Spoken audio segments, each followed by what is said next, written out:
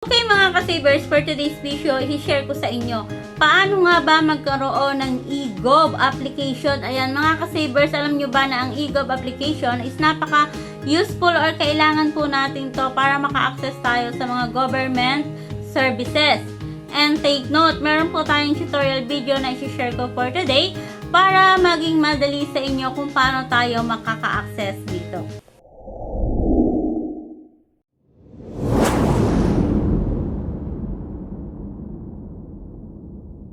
Okay mga ka-savers, paano mag-open ng e-gov PH application? Simple lang mga ka-savers, punta tayo sa ating Play Store and then i-download natin yung egov.ph.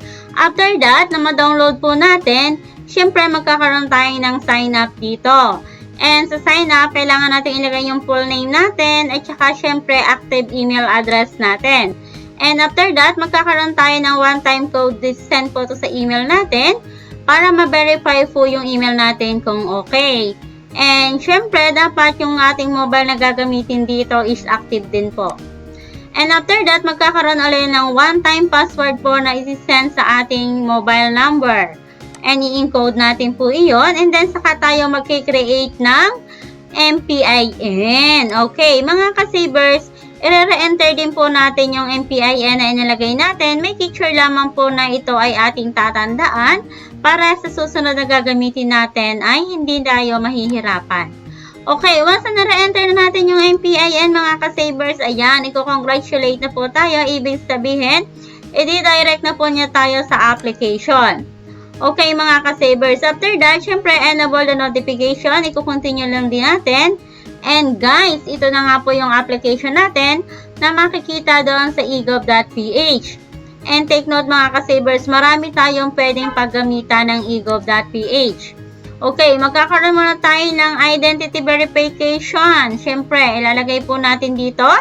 And after din po natin ma-update yan, yung mga address natin, complete name. Siyempre, meron pa rin tayong confirmation na gagawin dito.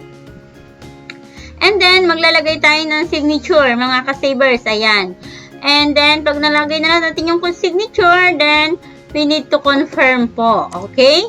After that, magkaroon tayo ng take live selfie. Siyempre, magsiselfie po tayo dito. And then, saka ulit tayo i-congratulate. Okay, mga ka-savers, yan po yung simple way natin kung paano tayo makaka-apply ng egov.ph na kung saan ay manali natin magagamit dito para magkaroon tayo ng access sa mga government services. And don't forget mga ka-savers to subscribe and share ang ating videos for today para mas marami pa ang matuto kung paano magkakaroon ng application ng egov.ph. Okay mga ka-savers, pwede nyo po akong i-follow sa ating YouTube channel, FB page, and TikTok account. Thank you so much for watching and please don't forget to subscribe and click the bell button para lagi kang updated sa mga videos natin.